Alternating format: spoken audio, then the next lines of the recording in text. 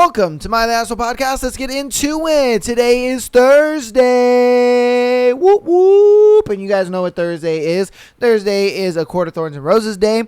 And we have chapters 27 and 28 to get through. So let's get on to it. But before we do, you know what we do. We have this thread. This thread is pretty interesting, and I'm excited to see what you guys have said about this one. What is the most out-of-pocket thing your doctor has said to you? So what out-of-pocket crazy shit is the doctor saying? I probably am not going to understand half the shit that is being said here, but I'm going to give it a shot, so let's get going. Okay. Me walking up after emergency surgery because my appendix burst. Doctor, pick 3 of your favorite foods you love to eat right now. Me, pizza, steak, and wings. Doctor, those sound amazing. Too bad you won't be able to eat any of that stuff for at least a week. Damn, that sucks. Man, I'd be looking at that doctor like, bro, why would you even say that to me? Why would you even tempt me? You acted like you were about to put in an order for me and be like, yo, I got you, you know what I mean, your favorite foods, just let me know what they are and I'm gonna order them for you. Like, don't play with my life like that. Come on, man. That's fucked up. Don't play with my life like that. And then I can't eat them for a week? Like, I was having abdominal pains, so my primary care physician scheduled me for an x-ray. The doctor showed me the film while looking me dead in the eye and said, "You're literally full of shit." He had too much doo-doo backed up, and that's why he had abdominal pain. Hey, man. I told my doctor that my butthole gets irritated sometimes. Wait. What did he say? Okay. I mean, sure.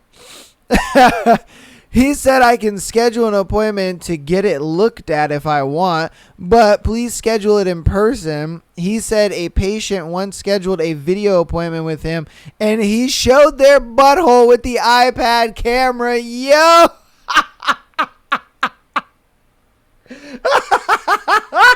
What? My man's is putting an iPad camera up to his butthole. That's crazy. Oh my God. Wow. That must have been awkward. That must have been one awkward ass video call, bro. Oh my God. I would literally be like, please don't. Imagine a nurse walking in on that video call. They would just be like, oh, well, doctor's in there watching some corn. He's like, no, it was a patient. I swear to God, it was a patient. We were dealing with something. We were talking about something medical. And I go, sure you were. I'm sure you were. My man's would never live that down. He would never. He could never live it down. He would live with that for the rest of his life. And that, oh, damn, son. Me to my oral surgeon a month ago. I've really neglected my oral health because of my longtime fear of dentists. Him, well, I guess you fucked up, didn't you? I just laughed because he wasn't wrong and I can appreciate the bluntness. Oh, well, I thought he was going to say something, you know, regarding like, yeah, because you probably didn't want me to see the bruises on the back of your throat or something like that, you know, implying they were sucking dick. I don't fucking know. But hey, okay. My ex-OBGYN booped my butthole, even made a boop noise and then laughed. My husband was in the room, and after she left, he asked if that was normal. No, sir, that was not fucking normal. What? So, wait a minute. Like, you're in stirrups, right? You is spread open. And then your vaginal thing is, you know, canal spread open because of that little machine but that little tool that all the women hate because it like spreads them open. They're like, she was just like, well, okay, you're all good. You have one nice vagina. Boop. And just touched your butthole. Why? Why? Like, and then the fact that her husband thought that was normal, he's just like, yo, bitches just be booping each other's buttholes like that.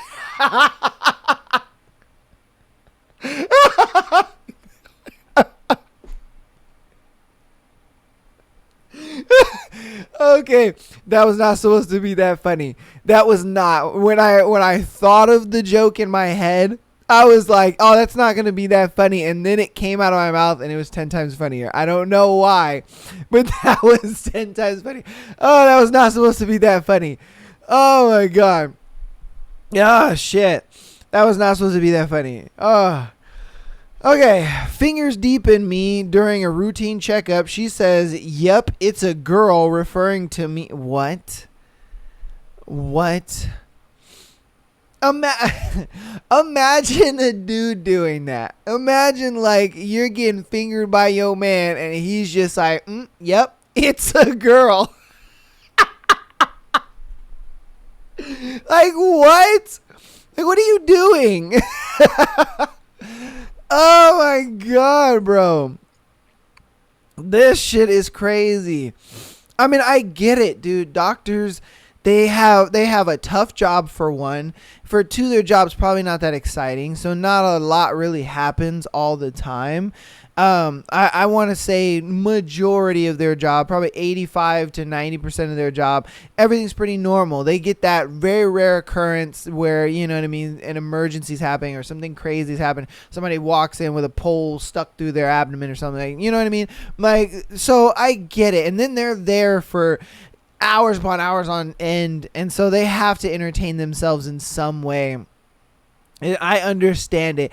It's just crazy the shit that they do, though. Oh my God. Not me, but my mother-in-law. Doctor called her on the phone at 5 p.m. on a Friday to tell her that she had terminal cancer, that it would kill her in 3 months, and that any doctor that told her otherwise was lying. He then hung up. When she tried to call back, he didn't answer. She died 18 years later of a heart attack. What? Okay.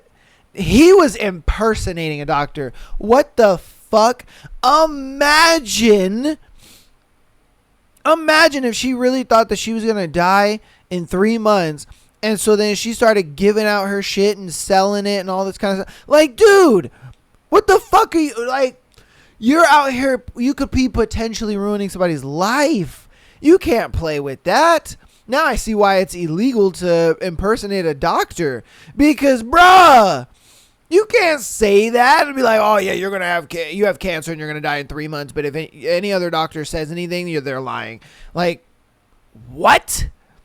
Squeeze me? Like, if I got that phone call and I tried to call back and I couldn't get that same doctor on the phone or anything, I'd be freaking out. I'd be flipping the fuck out because I'd be like, yo. And then I would try to go and like see another doctor and they'd be like, no, you don't have cancer. You're all good. And I'd just be like, I don't know though. Are you sure? Are you like 100% positive? Maybe you want to test me like 2-3 more times. Like, you know what I mean? Like, bro, you can't do that. All right. What's the most out-of-pocket thing your doctor has said? All right. Instead of the standard, are you sexually active? The doctor asks if I was sexually promiscuous. I found that pretty amusing. You know what? Yeah, with like kind of the climate of, you know, I wouldn't even say the dating world. I would just say the climate of, you know, men and women interactions nowadays. That makes sense. You know what I mean? Like, people aren't really having sex in the confinements of a relationship anymore. And even if they are having sex in the confinement of a relationship, you know, at least one of them is at least committed infidelity in the relationship. It's gotten so normalized. And it's not even just a social media thing. It's not even just like a, like, I don't know. It's just, it's gotten so normalized to the point where it's just like situationships overwhelm actual relationships. More people are in situationships than they are in relationships, which is kind of crazy. And it's like, I get the whole situationship thing. Like, you want to have a girlfriend or a boyfriend without the whole title and commitment and all that kind of stuff, because you guys are still fucking. Like, let's be real here. You're still fucking this person. You're still kissing them and all that other shit. So it makes sense. And I'm sure this doctor is just like, look, man, I've had so many people come in here and, they confide to me that, they were sleeping with so-and-so and so-and-so, and, you know what I mean, they cheated on their partner and this and that. Like, I'm sure he's heard a plethora of it. So I'm sure the terminology has changed, which is kind of crazy. All right. What's the most out-of-pocket thing your doctor has said? This may seem a little uncomfortable, but I've had another patient with a high prolactin, and we found out he stimulates his nipples excessively. So do you? So wait a minute. So the doctor was like, do you nut by touching your nipples? What? I'd be like, why do you need to know that? Yeah, like, you know what I mean?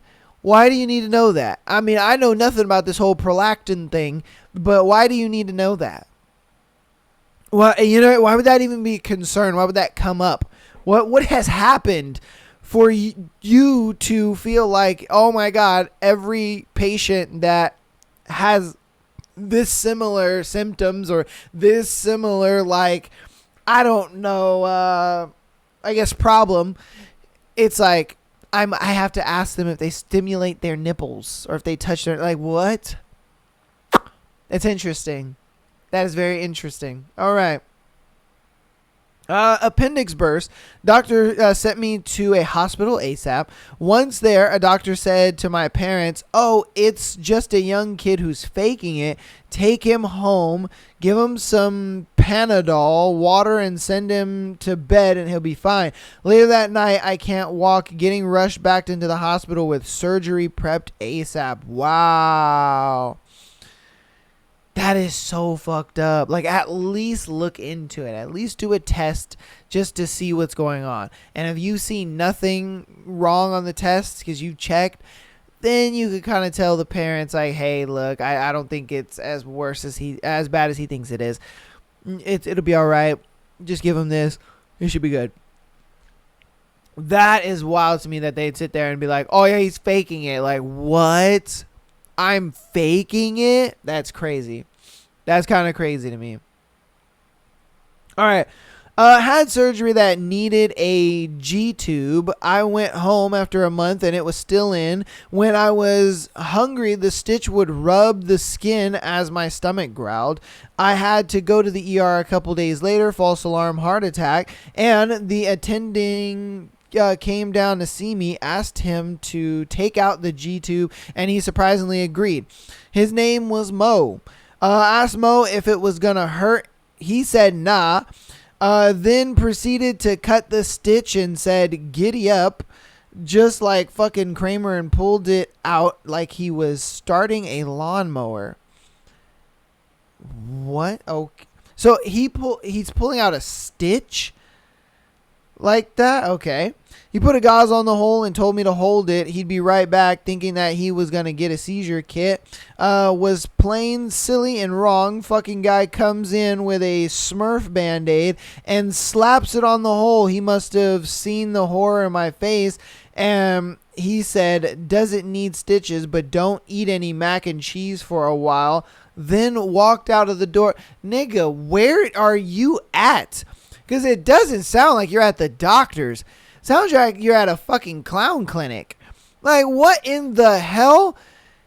First you get your stitches yanked out like he's trying to fucking start a lawnmower. And then he like puts the gauze over and you're thinking, okay, cool, he's going to get something to close this up. And he gets a fucking child's Band-Aid and puts it over it. And then he's like, oh yeah, don't eat mac and cheese. All right, man. It's like,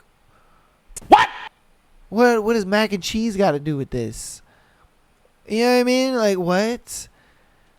Where'd the mac and cheese come from? I was so lost through that whole thing. Like, bro, you were at an insane asylum and fucking crazy people were helping you out. Like, what the hell? That is definitely out of pocket and kind of weird. Like, what the fuck is that? All right. My husband went to a doctor about chronic back and neck pain in his 20s. The doctor felt his back, looking in his mouth. Wait, what? And told him that he had myotonic muscular dystrophy. Okay. He told my husband there was no real treatment and that there would be a wheelchair bound within a few years.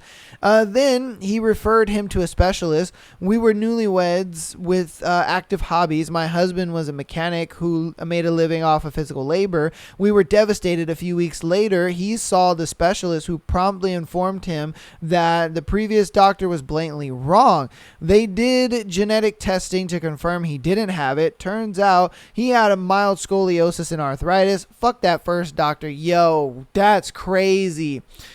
That again, bro, that's like the doctor that told the lady she had cancer and 3 months to live, and that if any other doctor told her otherwise, they were lying. Like, bro, you doctors are fucking crazy out here, man. Like, don't get me wrong, most of you are, I'm sure, upstanding, great people, but there are some doctors that just are crazy. They look some shit up on WMD, and they're like, yep, my motherfucker got that right there. Damn, that sucks. Like, what in the hell is going on? Look, I get it. Like I said before, I'm sure, these doctors see anything and everything, and their job is boring. They want to entertain themselves a little bit or something. Maybe, I don't know. But the fact that you are, like, telling this newlywed couple that, yo, you have this crazy disease, this crazy muscular disease, and you're probably going to be in a wheelchair. That shit's wild to me.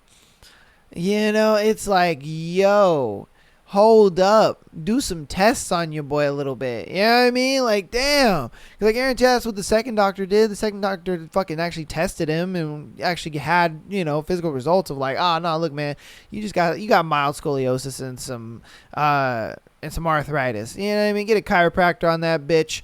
Ice it up. Don't, bend over weird, and you should be alright. Like, damn. That shit is crazy. Because I know for me, I would be the same way. I'd sit there, believing my fucking doctor. I'm like, dude, you went to 8 years of medical school. Like, why wouldn't I believe you? You know what I mean? That's crazy. I went to the dermatologist for my acne. She walked in and said, all right, let's fix your face. That's crazy, bro. Oh my God, that's crazy. I mean, are they wrong? No. You know what I mean? Are they wrong? No, they're not wrong. So it's like, come on, man. You know what I mean? Take one on the chin a little bit, but fix your face is kind of wild. My new to me doctor asked if I could be pregnant. I laughingly replied that that's nothing to worry about because I'm a card-carrying lesbian. A week later, I read my online medical chart. It clearly notes patient is a card-carrying lesbian. That's crazy. He was just like, yeah, they are not going to they're not going to believe me that she said that, so I need to fucking put this in writing. That's crazy. That's kind of crazy. I mean, damn. Hey, doctor's just doing his job. He said, hey, this is what you said verbatim. I am going to go off what the patient said verbatim. You know what I mean? Put my hands up on that one. The fuck out of here. Not about to get me caught up in some shit. You know what I mean? All right, I'm going to do 2 more. The doctor ran into my room yelling, oh my God, then said, we have to get you out of the hospital. The last person I saw here with this had to leave a lot of flesh removed.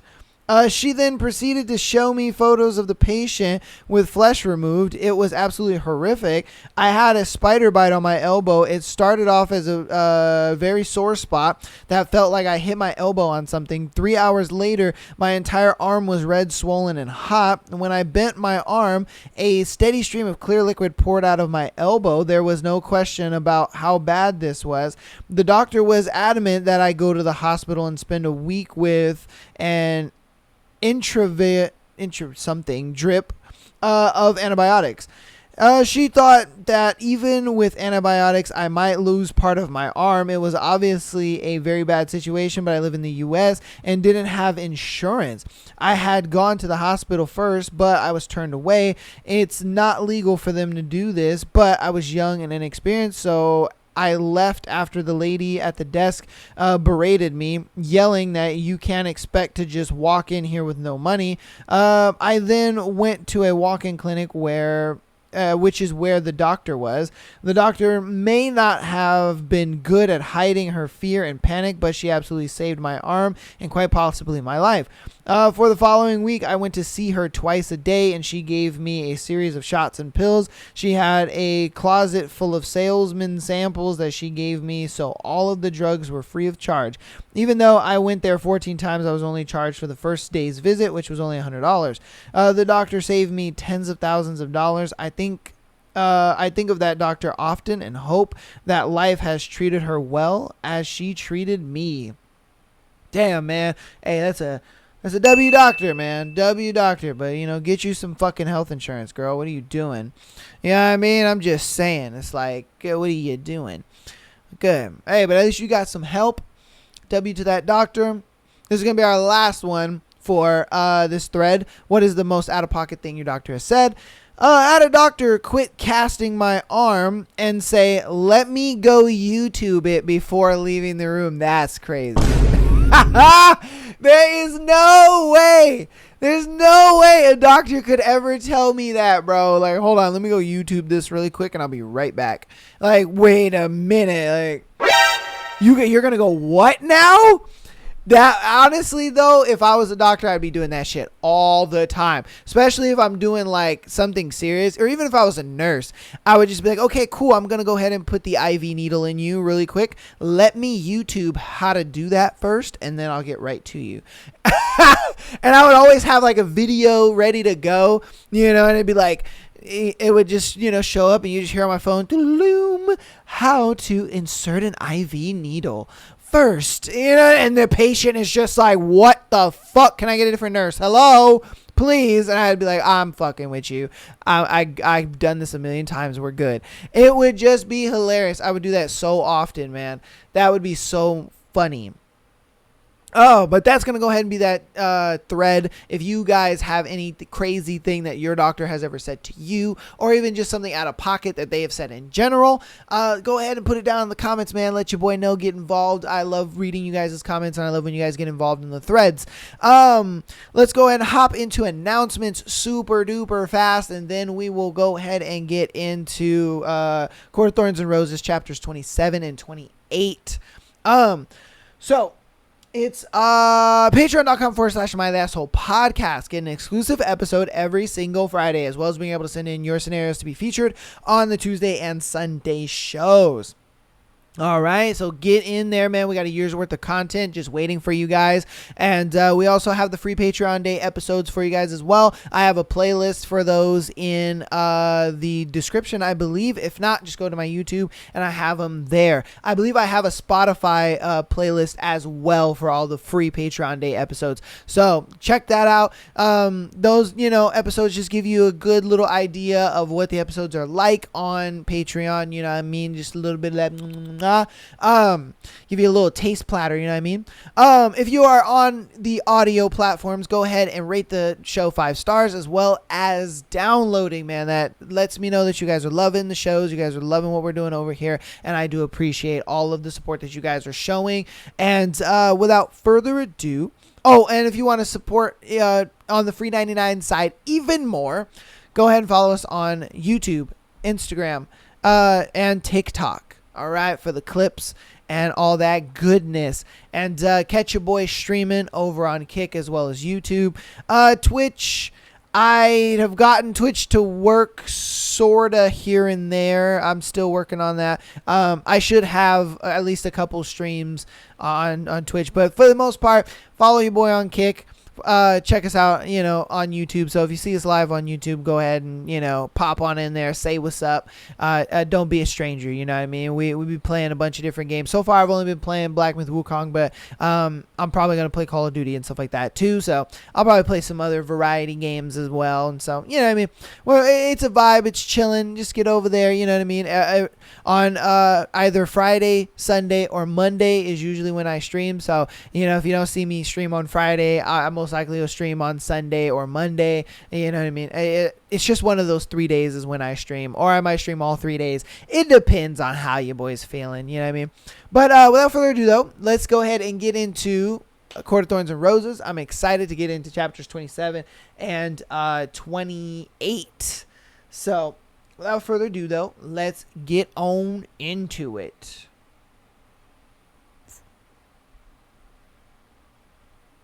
Chapter 27. I lay in bed, watching the pools of moonlight shift on the floor. It was an effort not to dwell on Tamlin's face as he ordered me and Lucian to leave and shut the door to the dining room. Had I not been so bent on piecing myself together, I might have stayed. Might have even asked Lucian about it, about everything. But like the coward I was, I bolted to my room, where Alice was waiting with a cup of molten chocolate. It was even more of an effort not to recall the roaring that rattled the chandelier or the cracking of shattered furniture that echoed through the house. I didn't go to dinner. I didn't want to know if there was a dining room to eat in, and I couldn't bring myself to paint. The house had been quiet for some time now, but the ripples of Tamlin's rage echoed through it, reverberating in the wood and stone and glass. I didn't want to think about all that Rhysand had said. Didn't want to think about the looming storm of the Blight, or Under the Mountain, whatever it was called, and why I might be forced to go there. And Amarantha, at last a name to go with the female presence that stalked their lives. I shuddered each time I considered how deadly she must be to command the High Lords of Prythian, to hold Rhysand's leash and to make Tamlin beg to keep me hidden from her. The door creaked and I jerked upright. Moonlight glimmered on gold, but my heart didn't ease as Tamlin shut the door and approached my bed. His steps were slow and heavy, and he didn't speak until he'd taken a seat on the edge of the mattress. "I'm sorry," he said. His voice was hoarse and empty. "It's fine," I lied, clenching the sheets in my hands. If I thought too long about it, I could still feel the claw-tipped caress of Rhysand's power scraping against my mind. "It's not fine," he growled, and grabbed one of my hands, wrenching my fingers from the sheets. "It's—" He hung his head, sighing deeply as his hand tightened on mine. "Feyre, I wish—" He shook his head and cleared his throat. "I'm sending you home, Feyre." Something inside me splintered. "What?" "I'm sending you home," he repeated, and though his words were stronger, louder, they trembled a bit. "What about the terms of the treaty?" "I have taken on your life debt. Should someone come inquiring after the broken laws, I'll take responsibility for Andros's death." "But you once said that there was no other loophole. The Suriel said there was no—" A snarl. "If they have a problem with it, they can tell me." And wind up in ribbons. My chest caved in, leaving, free. Did I do something wrong? He lifted my hand to press it to his lower cheek. He was so invitingly warm. "You did nothing wrong." He turned his face to kiss my palm. "You were perfect," he murmured onto my skin, then lowered my hand. "Then why do I have to go?" I yanked my hand away. Because there are people who would hurt you, Feyre. Hurt you because of what you are to me. I thought I would be able to handle them, to shield you from it, but after today, I can't. So you need to go home, far from here. You'll be safe there. I can hold my own, and you can't, he said, and his voice wobbled. Because I can't. He seized my face in both hands. I can't even protect myself against them, against what's happening in Prythian. I felt every word as it passed from his mouth and onto my lips, a rush of hot, frantic air. Even if we stood against the Blight, they would hunt you down. She would find a way to kill you. Amarantha. He bristled at the name, but nodded. Who is... When you get home, he cut in, don't tell anyone the truth about where you were. Let them believe the glamour. Don't tell them who I am. Don't tell them where you stayed. Her spies will be looking for you. I don't understand. I grabbed his forearm and squeezed it tight. Tell me. You have to go home, Feyre. Home. It wasn't my home. It was hell. I want to stay with you, I whispered, my voice breaking. Treaty or no treaty, blight or no blight. He ran a hand over his face. His fingers contracted when they met with his mask. I know. So let me... There's no debate, he snarled, and I glared at him. Don't you understand? He shot to his feet. Rhys was the start of it. Do you want to be here when the Adder returns? Do you want to know what kind of creatures the Adder answers to? Things like the bog, and worse. Let me help you. No. He paced before the bed. Didn't you read between the lines today? I hadn't, but I lifted my chin and crossed my arms. So you're sending me away because I'm useless in a fight? I'm sending you away because it makes me sick thinking about you in their hands. Silence fell, filled only by the sounds of his heavy breathing.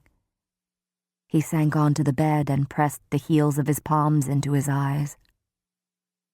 His words echoed through me, melting my anger, turning everything inside me watery and frail. How long do I have to go away for? He didn't reply. A week? No answer. A month? He shook his head slowly. My upper lip curled, but I forced myself into neutrality. A year? That much time away from him. I don't know. But not forever, right? Even if the blight spread to the spring court again, even if it could shred me apart, I would come back. He brushed the hair from my face. I shook him off. I suppose it'll be easier if I'm gone, I said, looking away from him.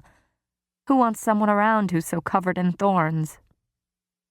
Thorns. Thorny, prickly, sour, contrary. He leaned forward and kissed me lightly. Not forever, he said onto my mouth. And though I knew it was a lie, I put my arms around his neck and kissed him. He pulled me onto his lap, holding me tightly against him as his lips parted mine. I became aware of every pore in my body when his tongue entered my mouth. Though the horror of Rhys's magic still tore at me, I pushed Tamlin onto the bed, straddling him, pinning him as if it would somehow keep me from leaving, as if it would make time stop entirely. His hands rested on my hips, and their heat singed me through the thin silk of my nightgown. My hair fell around our faces like a curtain. I couldn't kiss him fast enough, hard enough to express the rushing need within me.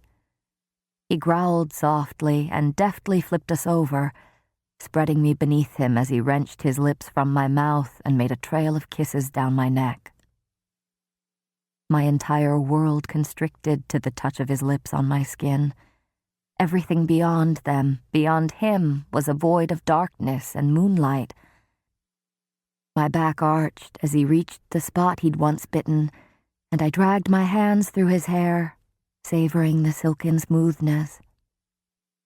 He traced the arc of my hip bones, lingering at the edge of my undergarments.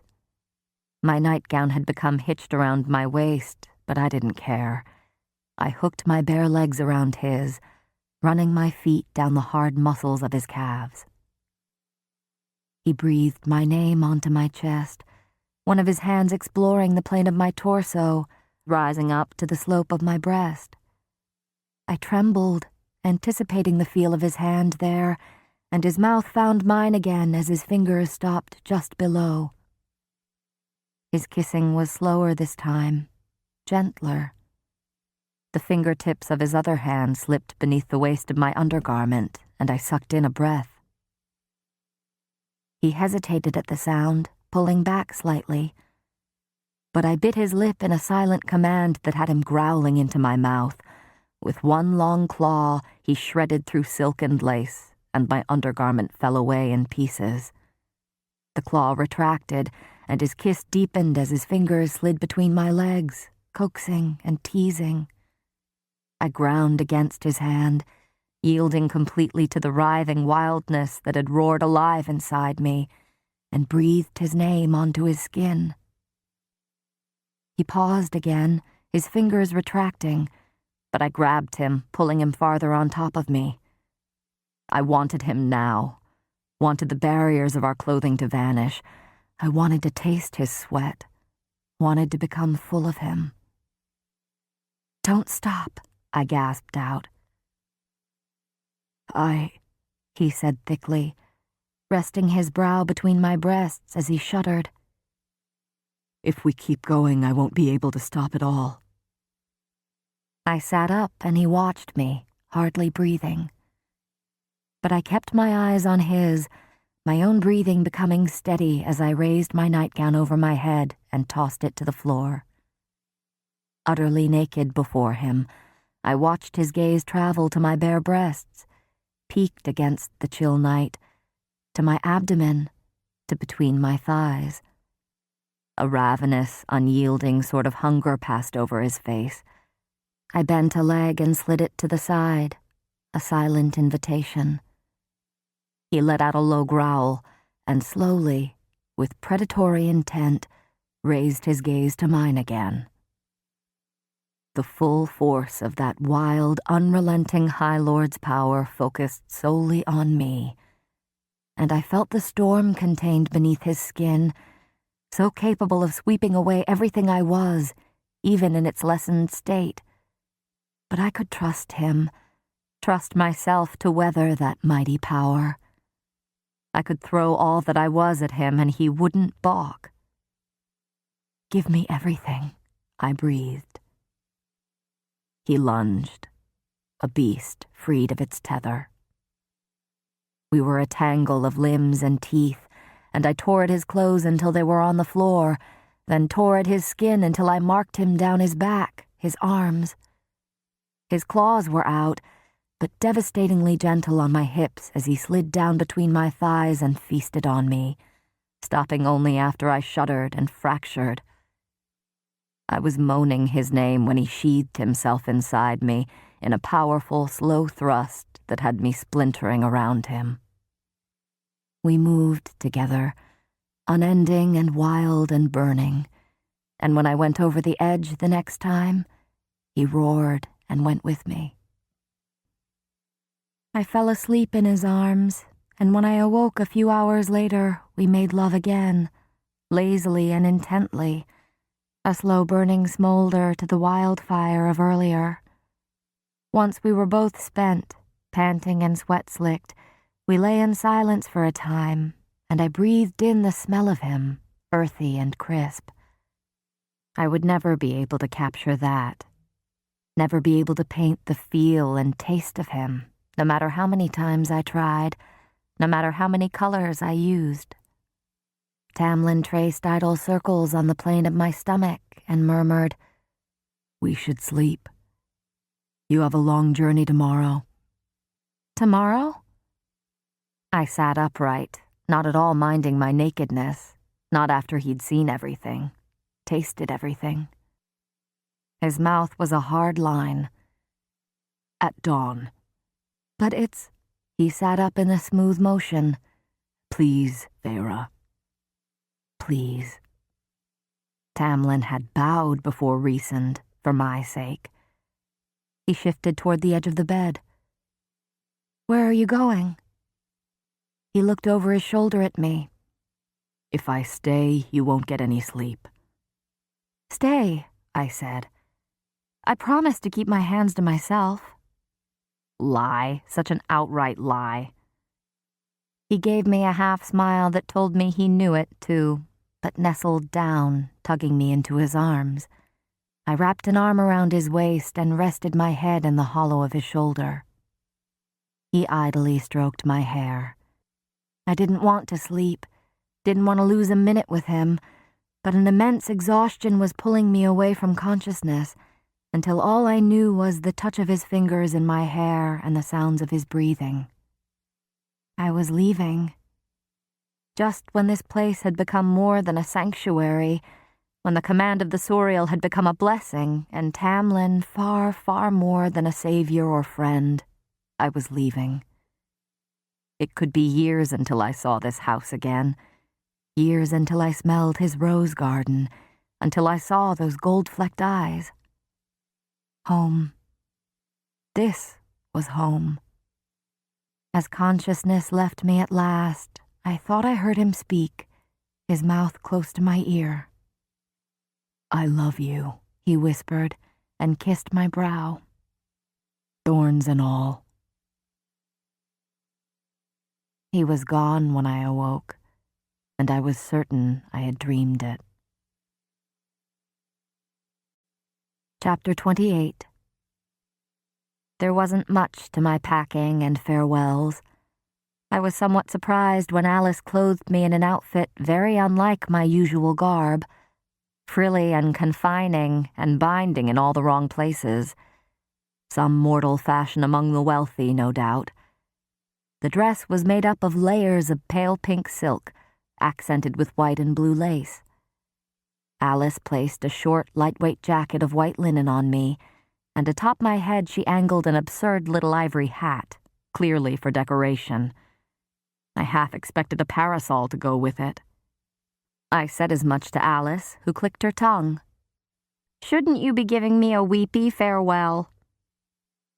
I tugged at the lace gloves, useless and flimsy. I don't like goodbyes.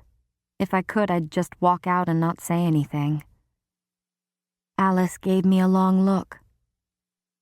I don't like them either. I went to the door, but despite myself, I said, "I hope you get to be with your nephews again soon." "Make the most of your freedom," was all she said. Downstairs, Lucian snorted at the sight of me. "Those clothes are enough to convince me I never want to enter the human realm." "I'm not sure the human realm would know what to do with you," I said.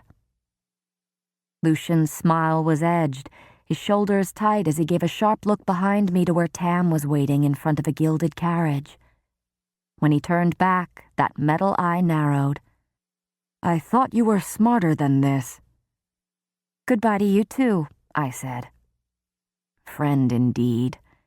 It wasn't my choice or even my fault that they'd kept the bulk of their conflict from me. Even if I could do nothing against the Blight, or against the creatures, or against Amarantha, whoever she was. Lucian shook his head, his scar stark in the bright sun, and stalked toward Tamlin, despite the High Lord's warning growl. "You're not even going to give her a few more days? Just a few? Before you send her back to that human cesspit?" Lucian demanded. "This isn't up for debate," Tamlin snapped, pointing at the house. "I'll see you at lunch." Lucian stared him down for a moment, spat on the ground, and stormed up the stairs. Tamlin didn't reprimand him. I might have thought more on Lucian's words, might have shouted a retort after him, but my chest hollowed out as I faced Tamlin in front of the gilded carriage, my hands sweaty within the gloves. "Remember what I told you," he said. I nodded, too busy memorizing the lines of his face to reply. Had he meant what I thought he'd said last night? That he loved me? I shifted, already aching in the little white pumps into which Alice had stuffed my poor feet. "The mortal realm remains safe, for you, for your family." I nodded, wondering whether he might have tried to persuade me to leave our territory, to sail south, but understood that I would have refused to be so far from the wall, from him. That going back to my family was as far as I would allow to be sent from his side. "My paintings. They're yours," I said, unable to come up with anything better to express how I felt, what it did to me to be sent away, and how terrified I was of the carriage looming behind me. He lifted my chin with a finger. "I will see you again." He kissed me and pulled away too quickly. I swallowed hard, fighting the burning in my eyes.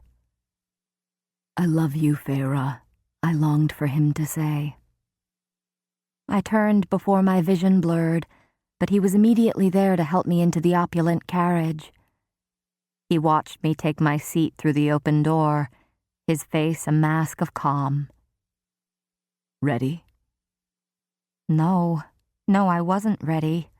Not after last night, not after all these months. But I nodded. If Rhysand came back, if this Amarantha person was indeed such a threat that I would only become another body for Tamlin to defend, I needed to go. He shut the door, sealing me inside with a click that sounded through me. He leaned through the open window to caress my cheek, and I could have sworn that I felt my heart crack. The footman snapped the whip. Tamlin's fingers brushed my mouth. The carriage jolted as the 6 white horses started into a walk. I bit my lip to keep it from wobbling. Tamlin smiled at me one last time.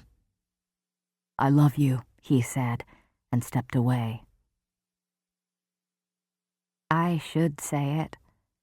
I should say those words, but they got stuck in my throat because of what he had to face, because he might not find me again despite his promise, because beneath it all, he was an immortal, and I would grow old and die. And maybe he meant it now, and perhaps last night had been as altering for him as it had been for me, but I would not become a burden to him. I would not become another weight pressing upon his shoulders. So I said nothing as the carriage moved, and I did not look back as we passed through the manor gates and into the forest beyond. Almost as soon as the carriage entered the woods, the sparkle of magic stuffed itself up my nose, and I was dragged into a deep sleep. I was furious when I jerked awake, wondering why it had been at all necessary, but the air was full of the thunderous clopping of hooves against a flagstone path. Rubbing my eyes, I peered out the window to see a sloping drive lined with conical hedges and irises. I had never been here before. I took in as many details as I could as the carriage came to a stop before a chateau of white marble and emerald roofs, nearly as large as Tamlin's manor. The faces of the approaching servants were unfamiliar, and I kept my face blank as I gripped the footman's hand and stepped out of the carriage. Human. He was utterly human, with his rounded ears, his ruddy face, his clothes. The other servants were human too, all of them restless, not at all like the utter stillness with which the High Fae held themselves. unfinished, graceless creatures of earth and blood.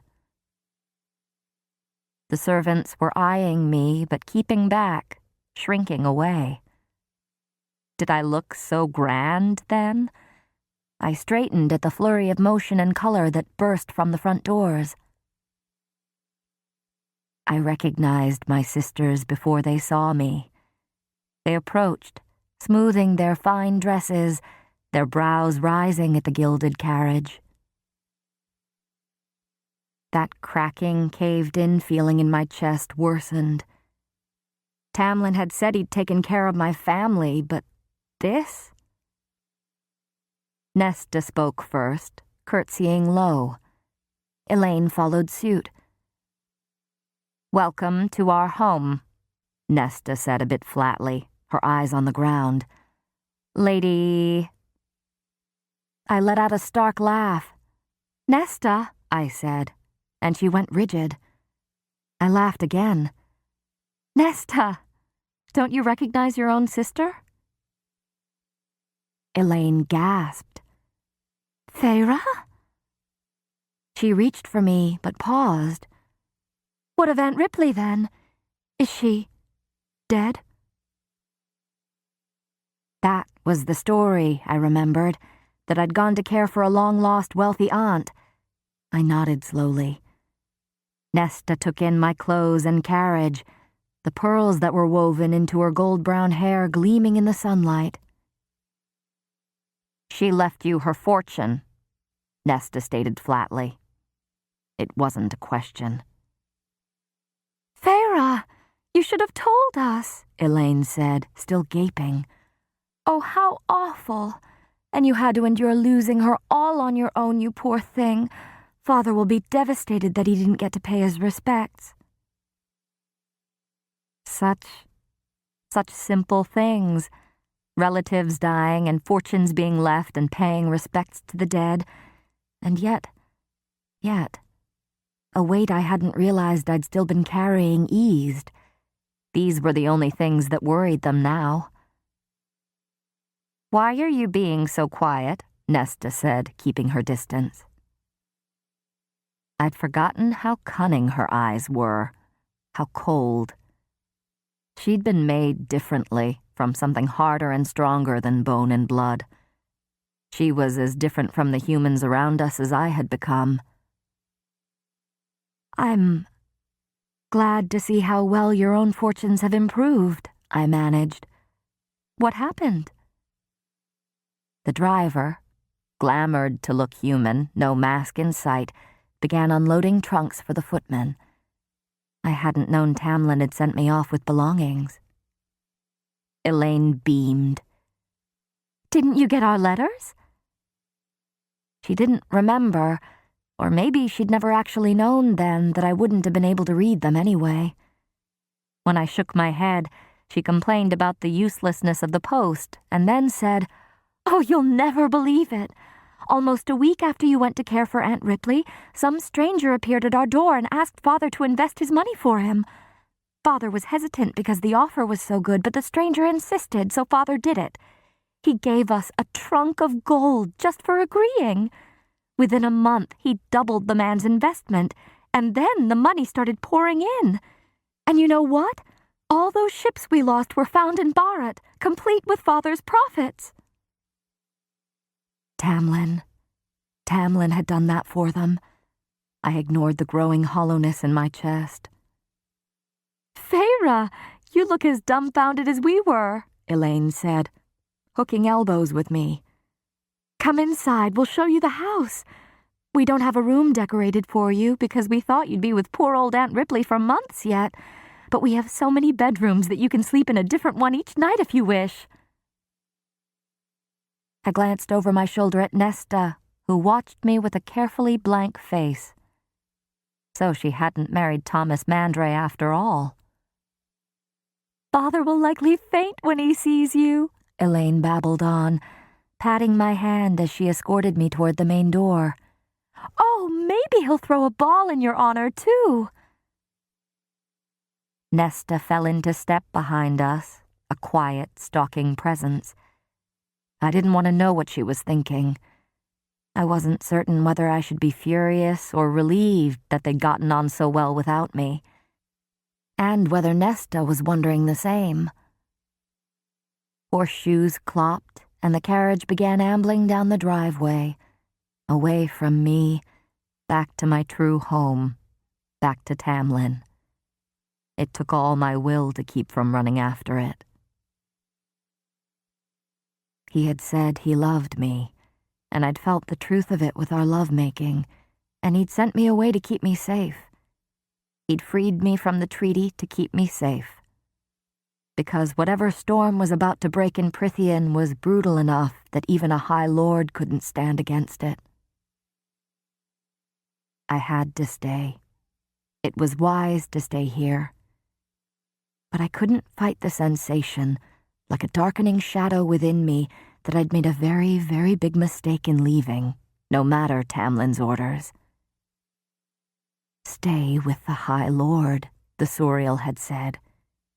Its only command. I shoved the thought from my mind as my father wept at the sight of me, and did indeed order a ball in my honor. And though I knew that the promise I had once made to my mother was fulfilled, though I knew that I was truly free of it, and that my family was forever cared for, that growing, lengthening shadow blanketed my heart. Chapter. All right. Well, that was chapters 27, 28. It was about time my man Tamlin got him some booty. I knew it was coming. We all knew it was coming. Even you guys knew it was coming. Just the fact that she was constantly playing this whole like, oh my God, I want him. But then, she'd be acting like, nah, I'm good on you. Like, I don't want you. I don't want to be with you. And now she loved this motherfucker. She loves him, man. Oh, we're going to see what happens next. For chapters 29 and 30 next week. We are shooting through this book. Man, we're getting through this book pretty quick. So, yes, come back next week and we'll check out chapters 29 and 30. Hopefully you guys have enjoyed today's episode. Hopefully you guys, it was juicy enough to your liking. I will see you guys on Friday, actually tomorrow, because tomorrow is the free Patreon Day episode for September. So I will see you guys tomorrow for that episode, and then I'll see you guys on Sunday for another juicy episode. So, again, love you all. Support us on Patreon, YouTube, TikTok, as well as Instagram. Follow your boy on Kick to catch us on the streams for Fridays, Sunday, and Mondays. And that's going to be it. I appreciate you all. I'll see you tomorrow for another crazy, wacky episode. And, yeah, peace.